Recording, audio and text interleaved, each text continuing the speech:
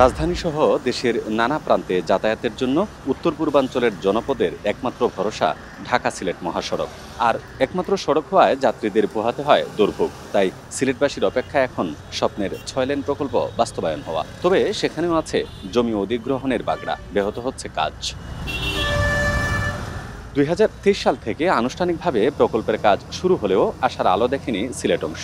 শেরপুর থেকে তামাবিল পর্যন্ত 92 কিলোমিটারের মধ্যে 1 বছরে কাজ হয়েছে মাত্র 5%। বর্তমানে মহাসড়কের দুপাশে চলছে ব্রিজ, কালভার্ট নির্মাণ সহ নানা উন্নয়নমূলক কাজ। আর জমি অধিগ্রহণ না হওয়ায় আটকে আছে মূল সড়কের কাজ। আমাদের যে 10 ঘন্টা, 8 ঘন্টা, 12 ঘন্টা সময় লাগতো, জ্যাম জট থাকে রাস্তা, এই রাস্তাতে আমরা মুক্ত হমু। ঢাকা সিলেট মনে করেন যাইতে বর্তমানে 7-8 ঘন্টা চলে যায়।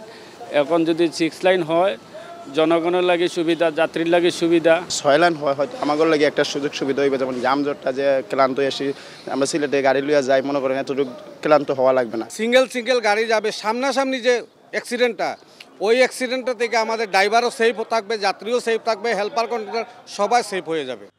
যদিও প্রকল্প সংশ্লিষ্টরা বলছেন জমি না পাওয়ায় কাজ থেমে আছে তাদের।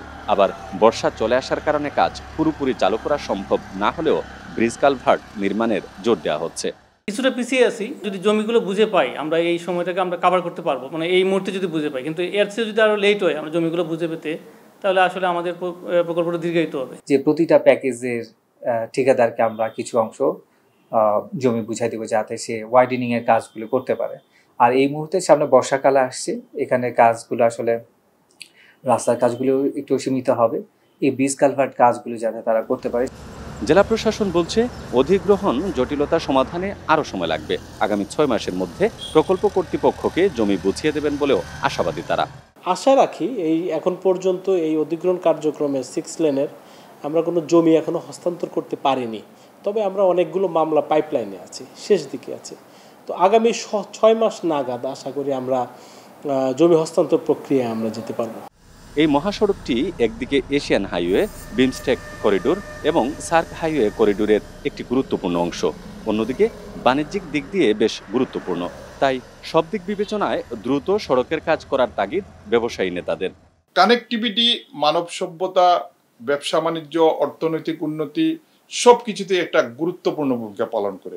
অর্থাৎ আমাদের সিলেট চেম্বারের পক্ষ থেকে, সিলেটের ব্যবসায়ী সমাজের পক্ষ থেকে আমাদের দাবি থাকবে যত দ্রুত সম্ভব এই 6 লেনের কাজ সম্পন্ন করা উচিত।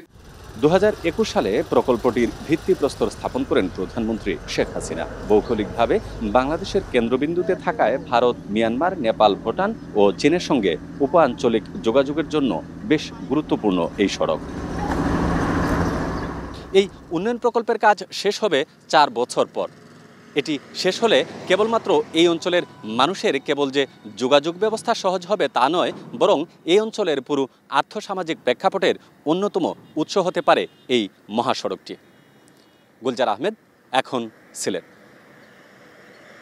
সানবিট সব দিবে সামাল। সানবিট ম্যাজিক প্রেস ডিশওয়াশিং এর মাথা ঘোরানো সলিউশন।